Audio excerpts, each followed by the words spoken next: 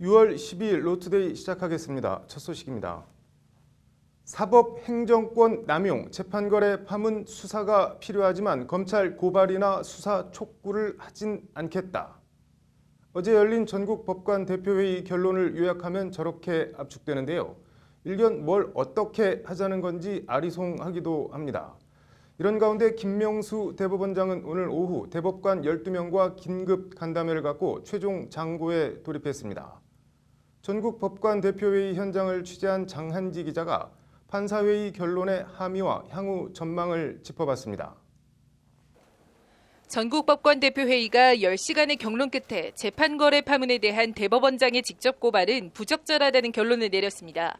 전국 법관 대표회의는 어제 저녁 채택한 선언문을 통해 일단 우리는 사법행정권 남용 사태에 관해 책임을 통감하고 국민께 머리 숙여 사죄드린다. 이번 사태로 주권자인 국민의 공정한 재판에 대한 신뢰 및 법관 독립이라는 헌법적 가치가 훼손된 점을 심각하게 우려한다는 입장을 밝혔습니다. 대표 판사들은 그러면서 검찰 수사가 필요하다는 데에도 인식을 같이 했습니다. 이번 사법행정권 남용 사태에 대해 형사 절차를 포함한 성역 없는 진상조사와 철저한 책임 추궁이 필요하다는 것이 결의문 내용입니다. 전국 법관 대표회의는 그러나 법원 안팎에서 첨예한 논란이 되고 있는 사법부에 의한 검찰 고발은 부적절하다는 결론을 내렸습니다. 대법원장이 직접 고발하는 것은 적절치 않다는 의견이 대부분이었다. 다만 형사 절차를 통해서 진상조사가 이뤄져야 한다는 점에는 공감했다는 것이 전국법관 대표회의 관계자의 말입니다. 같은 취지에서 전국법관 대표회의는 선언문에 수사협조나 수사 촉구 같은 문구도 넣지 않고 뺐습니다. 이 시대는 친고죄 같은 게 아니잖아요. 친고죄나 뭐 직고발죄 이런 게 아니잖아요, 이게.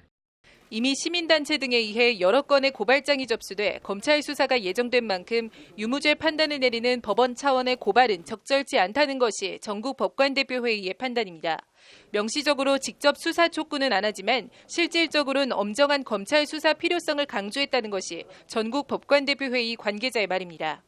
우리가 수사를 할 수 있는 입장이 아닌데 어떻게 말합니까? 수사를 하시라는 거 아니에요. 수사가 필요하다고. 공을 넘겨받은 검찰은 철저한 수사라는 전국 법관대표회의 의도와 분위기와는 온도차가 있어 보입니다. 시민단체 등의 고발장이 접수되긴 했지만 일단 김명수 대법원장의 최종 의견 표명까지는 지켜보겠다는 입장입니다. 아직은 이제 대법원장께서 이제 입장 밝히신다고 하니까요. 그때까지는 저희 입장 아직 내기는 시기적으로 그럴 것 같습니다. 네, 오늘 김명수 대법원장이 또 긴급 또 대법관 회의도 한다고 하고 하니까 하시고 끝나고 나면 본인이 이제 입장을 얘기를 하겠죠. 김명수 대법원장은 검찰 고발 등 최종 결정을 앞두고 오늘 오후 대법관 12명과 긴급 간담회를 갖고 의견을 청취했습니다.